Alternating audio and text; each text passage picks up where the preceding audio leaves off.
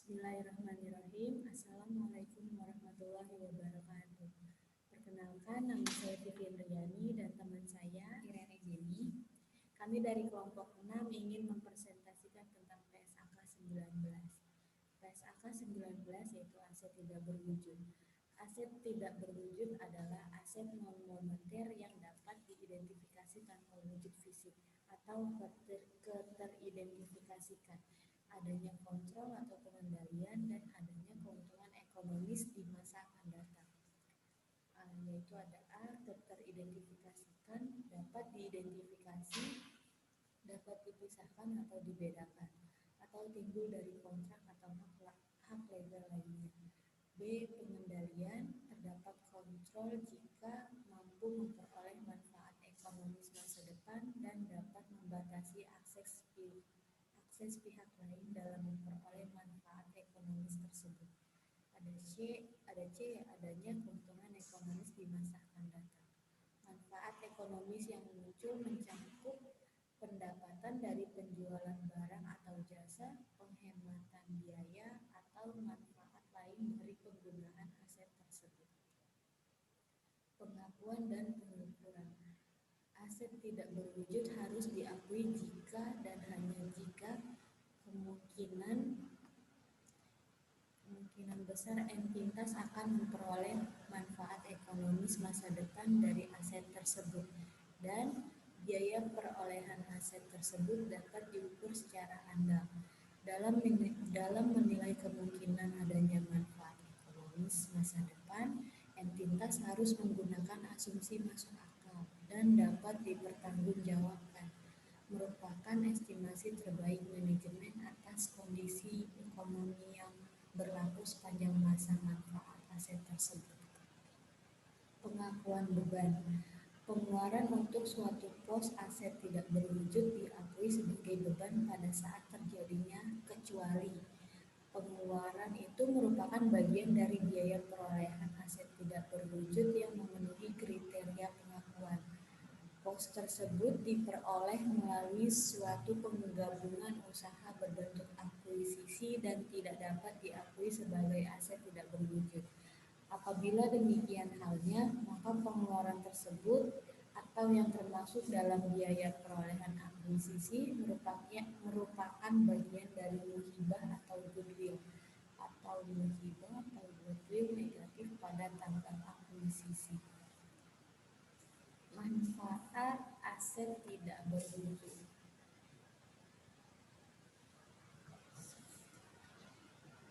Ada dua masa manfaat aset tidak berwujud, yaitu terbatas dan tidak terbatas. Dan bagaimanakah perlakuannya? 1. Masa manfaat terbatas dimulai ketika aset tersedia untuk digunakan, dihentikan pada waktu yang lebih dulu antara ketika aset digolongkan sebagai tersedia untuk dijual dalam PSAK 58 atau tanggal ketika aset dihentikan pengakuannya.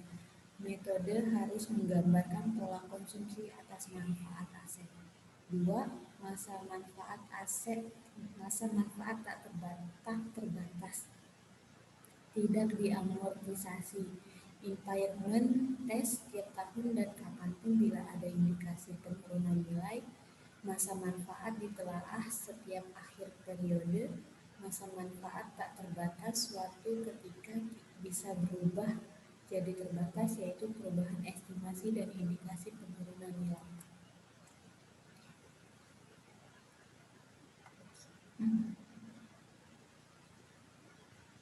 Perolehan aset tidak berwujud.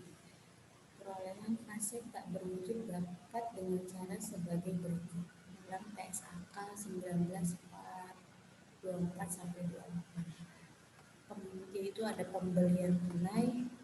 Biaya perolehan aset tak berwujud terdiri atas harga beli, termasuk bea masuk atau impor, pajak yang sifatnya tidak dapat direstitusi atau non-refundable, dan semua pengeluaran yang dapat dikaitkan langsung dalam mempersiapkan aset tersebut sehingga siap digunakan sesuai dengan tujuan.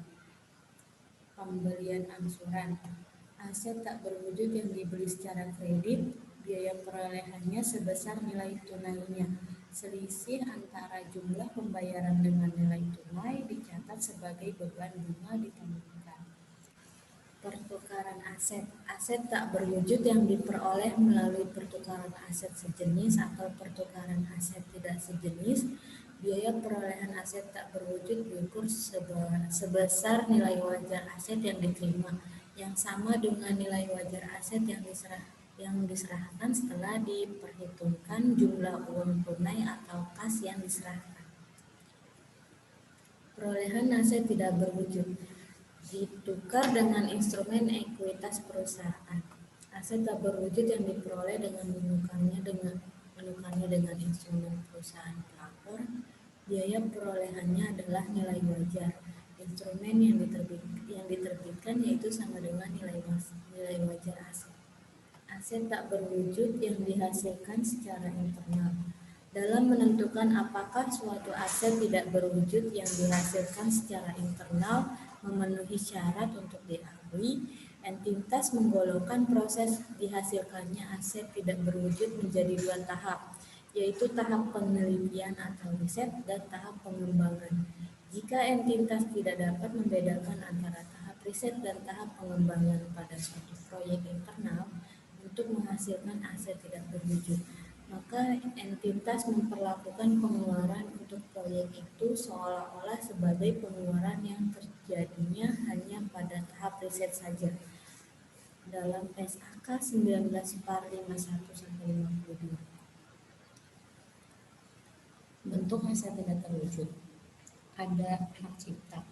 Hak cipta diberikan pada penulis atau pencipta untuk menjual, mengawasi, atau menerbitkan hasil karyanya. Hak cipta dapat dijual kepada pihak lain dengan perjanjian yang telah disepakati. Harga perolehan hak cipta meliputi pengeluaran mulai penyusunan sampai pengurusan izin hak cipta hingga sertifikat hak cipta diterima. Hak paten diberikan kepada pihak yang melakukan penelitian dan menemukan hal baru untuk memproduksi, menjual, atau mengawasi temuannya dalam kurun waktu tertentu. Harga perolehannya meliputi semua pengeluaran yang mencakup biaya, penelitian, pengembangan, pembuatan gambar, percobaan, dan pengurusan hak paten hingga diterbitkan sertifikat hak paten. Lalu ada merek dagang. Menurut UU Nomor 15 Tahun 2001 adalah merek yang digunakan pada barang yang diperdagangkan oleh seseorang atau beberapa orang secara bersama-sama atau badan hukum untuk membedakan dengan barang-barang sejenis lainnya. Merek dagang merupakan komponen penting dalam hubungan antara produk dan konsumen. Tanpa merek dagang yang kuat, sebuah produk akan berharga rendah meskipun dalam segi fungsional tidak jauh berbeda. Merek dagang harus didaftarkan untuk memperoleh perlindungan undang-undang. Merek yang diperoleh sebagai bagian dari kombinasi bisnis diakui sebesar nilai wajar pada tanggal perolehannya. Perusahaan dapat menentukan umur manfaat merek terbatas atau tidak terbatas dengan mempertimbangkan faktor-faktor yang relevan. Merek yang dianggap memiliki masa manfaat yang tidak terbatas dicatat sebesar harga perolehan dan tidak diamortisasi. Merek dagang yang memiliki umur manfaat yang dapat ditelaah pada setiap periode pelaporan untuk menentukan apakah peristiwa kondisi terkini dapat terus mendukung penilaian bahwa umur manfaat tetap tidak terbatas. Lalu ada lisensi dan franchise. Menurut UU Nomor 19 Tahun 2002 tentang hak cipta bab 1 pasal 1 adalah izin yang diberikan oleh pemegang hak cipta atau pemegang hak terkait kepada pihak lain untuk mengumumkan dan atau memperbanyak ciptaannya atau hak terkaitnya dengan persyaratan tertentu. Sewa atau leasehold. Menurut PSAK 30 revisi tahun 2007 adalah suatu perjanjian di mana lessor atau pemilik memberikan hak kepada lease atau peminjam untuk menggunakan suatu aset selama periode waktu yang disepakati. Jika perjanjian mengandung sewa, maka pihak dalam perjanjian harus menerapkan ketentuan PSAK 30. Untuk unsur sewa dalam perjanjian tersebut, part 12, leasehold memberikan kontribusi nyata bagi perusahaan, sumber daya atau dana yang dikeluarkan diharapkan dapat memberikan manfaat kembali di masa yang akan datang. Antara lain goodwill merupakan selisih lebih antara biaya perolehan dan nilai wajar aset bersih entitas anak pada tanggal ekuisisi atau di dalam PSAK 22 menyatakan goodwill yang dialokasikan ke pihak pengendali atau perusahaan induk dan kepentingan non pengendali. Goodwill diuji penurunan nilainya setiap tahun dan dicatat sebesar harga perolehan dikurangi dengan akumulasi kerugian penurunan nilai. Bentuk aset tidak berwujud. Riset merupakan penelitian orisinal dan terencana yang dilaksanakan dengan harapan memperoleh pembaruan pengetahuan dan pemahaman teknis atau ilmu yang baru untuk PSAK 19.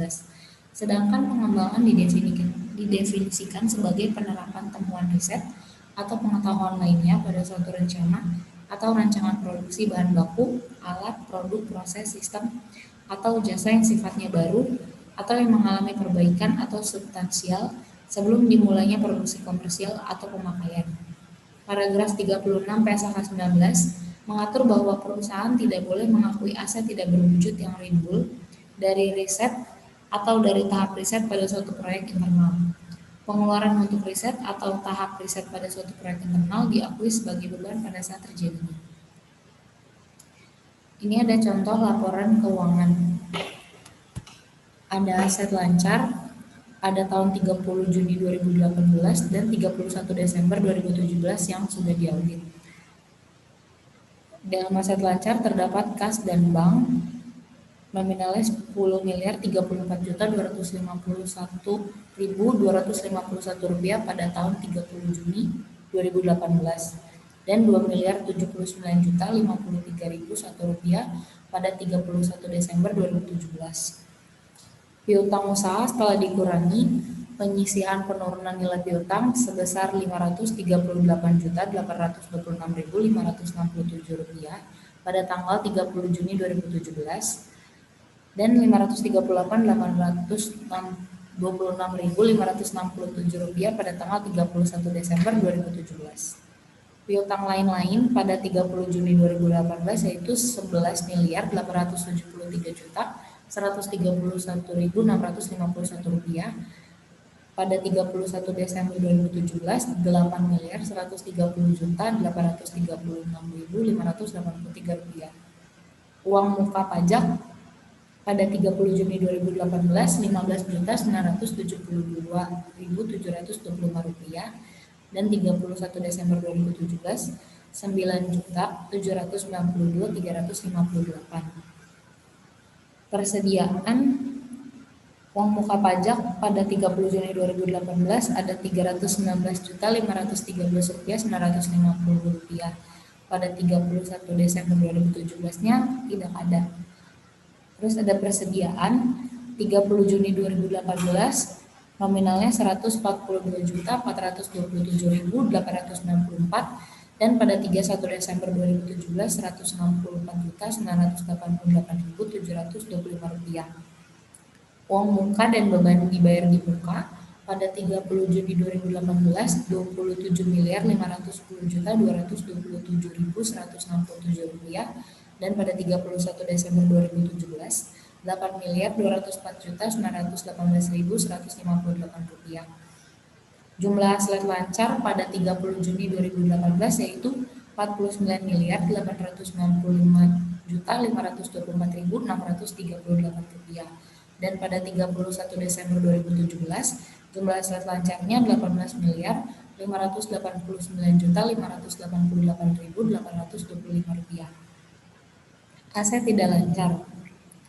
Aset tetap setelah dikurangi akumulasi penyusutan sebesar Rp7.570.141.618 pada tanggal 30 Juni 2018 dan Rp7.402.126.614 pada tanggal 31 Desember 2017. Penyusutannya yaitu pada 30 Juni 2018 Rp2.559.788.399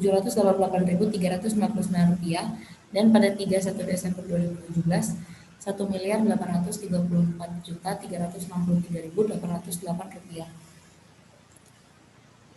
Aset tidak berwujud setelah dikurangi akumulasi amortisasi pada tanggal 30 Juni dan pada tanggal 31 Desember yaitu Rp129.375.000 dan 31 Desembernya Rp132.187.500. Aset pajak tangguhan. Pada 30 Juni 2018, nominalnya Rp966.249.384 dan pada 31 Desember 2017 Rp966.249.384. Aset lain-lain yang ada pada 30 Juni 2018 nominalnya Rp48.791.227. Nominalnya sama pada 31 Desember 2017. Jumlah aset tidak lancar pada 30 Juni 2018 yaitu Rp3.455.412.783 dan jumlah aset tidak lancar pada 31 Desember 2017 yaitu Rp2.981.591.919. Jumlah aset total pada 30 Juni 2018 yaitu Rp50.950.937.421 dan jumlah aset 31 Desember 2017 Rp21.571.180.744. Kesimpulannya, berdasarkan pembahasan di atas, dapat disimpulkan bahwa PSAK 19 tentang aset tidak berwujud belum mengatur bagaimana cara pencatatan, pengukuran, penyajian, dan melaporkan mengenai aset seperti manusia. Oleh karena itu, aset tidak berwujud seperti manusia yang memiliki nilai tinggi, maka seharusnya diatur bagaimana cara pengakuan dan pengakuan aset tersebut. Implikasi di Indonesia mengenai aset tidak berwujud belum terakomodirnya. Dalam PSAK 19 diatur bahwa pengakuan dan pengukuran aset tidak berwujud diakui jika kemungkinan besar perusahaan akan memperoleh manfaat ekonomis masa depan dari aset tersebut dan biaya perolehan aset tersebut dapat diukur secara anual. Sekian presentasi dari kami tentang PSAK 19. Semoga apa yang kami bagikan dapat berguna bagi teman-teman yang menonton. Sekian presentasi dari kami, kurang lebihnya mohon maaf. Terima kasih. Wassalamualaikum warahmatullahi wabarakatuh.